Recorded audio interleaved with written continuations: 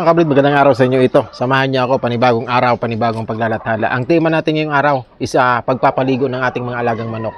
Isang uri ng pag-aalaga ng manok na ginagawa ng isang backyard breeder, mga kabrid. Ayan o, makikita niyo, tapos na silang nagpapainit na sila ngayon sa ginawa nating pagpapaligo. Chicken care, rooster care, welcome sa GPC Rooster Care Channel, mga kabrid. Ayan, let's go.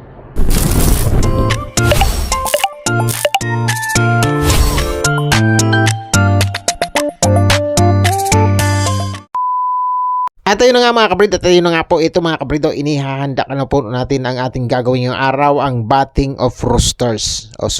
Pagpapaligo po sa manok kung sa Tagalog. Ginagawa ito ng isang mga backyard breeder kagaya ko mga kabrid, yung mga on hand sa pag-aalaga ng manok. Yung isa sa proseso kung paano ko napapanatiling malulusog ang ating mga alaga is to remove or to implement a rooster hygiene mga kabrid. Isa itong pangkalinisan sa pangangatawan ng manok. At ang purpose po nito ay maialis natin or matanggal natin ang mga masamang amoy ng ating manok, mga mikrobyo sa balahibo ng ating manok, at ito ay magdudulot ng isang kahayahayan or kaginhawaan sa ating mga alagang manok pag sila ay napapaliguan mga kabrid. Parang tao din yung ating mga alagang manok mga kabrid. It's like us. If we take a bath, it is so refreshing mga kabrid. Parang ang sarap ng kanilang feeling mga kabrid pag sila ay napapaliguan. So hindi ito pangkaraniwan. Mostly hindi nyo mapapansin sa mga manok o yung mga nakikita, hindi nyo mapapansin po na pinapaliguan pala ang mga manok mga kabrid. So yung iba dyan, yung mga bago, yung mga hindi sila nakakita ng ganun mga kabrid. So ito ay ginagawa po kasi gusto ko po sa mga alaga kong manok ay malulusog. Gusto ko sa mga alaga kong mga manok is mababango. Gusto ko sa mga alaga kong manok is malilinis sila. Kaya ginagawa ko ang maintenance na ito minsan 2 beses sa isang buwan, minsan 1 beses sa kada buwan, depende sa amoy ng aking mga alagang manok at sa ginagawa kong proseso sa kanila. Pag ang mga manok ko po ay laging nasa labas, 2 beses sa isang buwan. Pag ang manok ko po ay laging nasa loob at nasa maayos na kalagayan mga kabrid, hindi ko sila nakikita na dudumihan mga kabrid, 1 beses sa isang buwan. So ayan mga kabrid, 3 balde po ang prepare natin sa gagawin nating proseso ng pagpapaligo ng manok mga kabrid. Isa yung may sabon talaga, mayroong designated na may shampoo kasi na para sa manok which is mahal siya. Times 3 almost sa shampoo ng tao mga kabrid. Sasamahan natin yan ng conditioner ng pantao para ang balahibo ng manok natin is malambot po at saka mabango ang mga manok natin. So 2 conditioner, isang yung Seromite na natin, yung ang pangalan kasi ng ginagamit nating shampoo ng manok is Seromite mga kabrid. Tapos yung banlawan natin mga kabrid. So ayan mas maigi-igi kung malapad-lapad ang banlawan kasi makikita talaga natin yung dumi na naaalis natin after silang masabon o masyampuhan mga kabrid. So parang masaya kasi yung mga manok na ginagawa natin is parang mga, kung medyo kagaya ko na medyo may edad na, parang anak ko rin siya.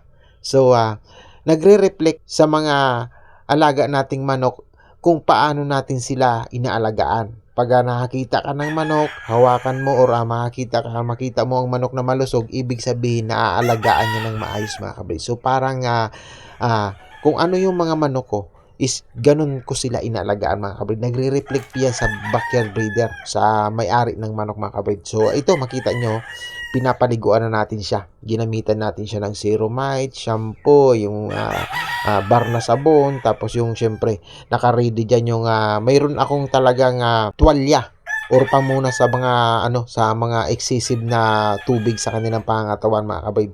So mayroon ako dyan, ayun nasa upuan. Tapos ayan mapapansin nyo mga kabrid is nire-rinse ko yan. Tapos yung mga talampakan ng daliri nila, yung paan nila mga kabrid, inaano ko yan, kinukos ko sa ilalim. Kasi po, may mga mikrobyo yun. Ang paa ng manok is siya yung first contact sa lupa, which is yung mostly karamihan talaga ng mga mikrobyo nasa lupa. Sila yung mga mikrobyo yung nagdudulot sa paa ng manok ng pagkakaroon ng mga infection mga kabrid. Kasi itatapak ng manok ang paa sa lupa, Tapos syempre may dumi na yon kasi syempre nakaapak yun ng mga wawawi ba, yung mga tumpok-tumpok diyan ba. So pag nakaapak yun, ikakamot naman niya yun sa kung saan ang makati sa kanya. Kasi halimbawa may mga kuto, doon na nag-spread out na po mga kabrid, nagkanda karambulanan mga mikrobyo ba. So yun ang isa sa nililinis ko, yung mga first contact yan. Tapos ang manok po mga kabrid, base sa obserbasyon ko mga kabrid malilinis po yan. Halos sa buong maghapon pong na nangyayari sa buhay nila, laging naglilinis ng mga nila yan, balahibo. They keep on cleaning their feathers. Pero may parte sa katawan ng manok na hindi nila kayang linisan mga kabrid. Yung batok, isa yan. Hindi nila kayang tukisin yan or abutin ng kanilang tuka or bics, kasi bics lang naman ang pang nila yan Tapos hindi nila kayang, yung palong nila hindi nila kayang yan. Iwisik-wisikin lang nila yan, hindi nila kaya yan mga kabrid. So yan ang mga parts ng manok kung saan nangingitlog at nagpaparami ang mga kuto, mga mikrobyo, yan yun mga kabrid. Kaya yan na makikita nyo, yan ang talampakan, first contact, yan ang inaano ko, ang nililinisan ko. Yung batok, yan ang nire-rinse ko ng sabon, ng talagang may yung mintol-mintol nating shampoo ng manok. Para tipok talaga mga kabrid. Alis talaga ang mga mikrobyo dyan sa kanilang batok mga kabrid. So, tapos syempre, inoobserbihan ko kung yung tuka nila, kailangan linisan yan, yung nila. Mapansin nyo, hindi ko nilulublob ang ulo ng aking manok sa tubig kasi ayokong ang manok ko ay makainom ng tubig na mayroong yung shampoo ng manok. Kaya hindi kailangang ilubog yung ulo nila. Lilinisan mo.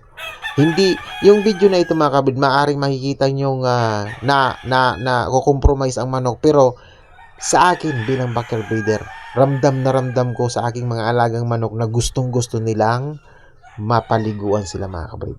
Kasi yan mga kabrid, mula itlog yan mga kabrid, mga palahi ko yan, mula itlog yan. Galing pa, dinala ko pa yan sa incubator, 6 kilometers pa, balik-balik ako hanggang magkaganyan na yan mga kabrid, kagaya yan hanggang magkaganyan na yan mga kabrid, hanggang mag 2 years old na yan, mag 4 years old na yan, yung isa pang 5 years, gaya nito sinibalang, pa 5 years old na po yan. So 5 years old ko na po yung kasama mga kabrid. Ang pag-aalaga ng manok ay hindi yung tipong para pambenta sila, hindi pet ang turing ko yan sa mga yan. May mga pangalan yan mga kabrid.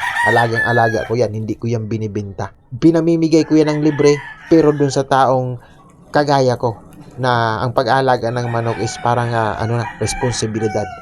Ang pag-aalaga ng manok is a responsibility. So kung hindi mo nagagawa ang mga ganitong maintenance or pag-aalaga para mapaigi ang manok mo, ay hindi ka karapat dapat magkaroon ng libreng manok. Sinishare natin yun dun sa mga taong gustong mag-alaga din. Pero pag ganyan-ganyan hindi nila nagagawa yung mga ganito, hindi ka marunong magganito, kabrid, ay kawawa lang ang manok sa'yo pag nagkatao. So ayan, ang tagal na yan sa akin mga kabrid, magli5 taon na yan. Pangalan yan, si Ikatlo mga kabrid. Yan ang tatay ng ating mga palahing puti, tsaka sinibalang, yung mga pula dyan. Yan lang dyan ako pumukos magparami. So alagang-alaga natin yan mga kabrid. So sisiw pa lang, itlog pa lang, hanggang sa ganyan na mga kabrid, mula nung nagsimula tayong mag-alaga ng manok, ayan na yung mga pundasyon natin mga kabrid. So sanay na sanayan mga kabrid sa pagpapaligo. So ang oras na ito mga kabrid, papasikat pa lang ang araw, maaga pa lang nag-prepare na ako niyan para yung sikat talaga ng araw is masapo talaga nila. Yung basa ng kanilang pangatawan, pag nainitan sila, talagang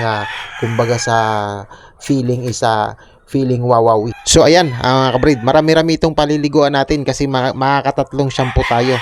So halos lahat mga kabrid paliliguan natin para all out talaga natin lahat, talaga magkaroon ng tamang hygiene at pag-aalaga mga kabrid. So mag-sharing din pala ako sa mga nangyari sa YouTube channel natin dahil tayo ay na-demonetize mga kabrid. Na-demonetize po tayo sa ating mga video mga kabrid. Nawalan tayo ng harang at hindi na tayo makakasahod mga kabrid. So maraming salamat pala sa patuloy na pagsabay ninyo sa ating munting channel kahit na demonetize tayo mga kabrid. Tuloy lang tayo.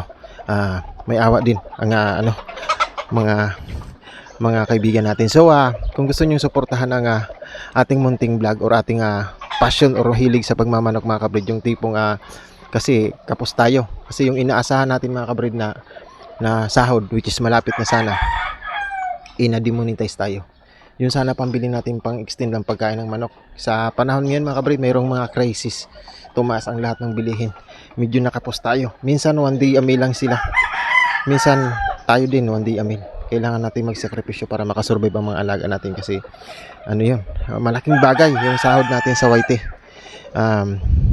Pang ano yun, pang isang buwan na ano natin, pagkain ng manok mga kabrid. So kung gusto niyo akong suportahan mga kabrid, kung gusto niyo akong tulungan na maka-survive or maka-ahon-ahon or maka-ano dahil kapos tayo at nagkaroon tayo ng problema sa YT at na-demonetize tayo kabrid, may bababa akong link sa baba pang suporta para mapagpatuloy ko ang pag-aalaga ng maayos mga kabrid. Hindi ko hinihingi yung may lang, may puso lang or yung may sobra lang or medyo may may mga hilig lang sa manok mga kabrid. Kung gusto niyo suportahan ang munting channel na ito mga kabrid, mayroon akong link diyan sa baba. Yung Buy Me a Coffee. Yung Buy Me a Coffee, i-click nyo lang yung mga friend.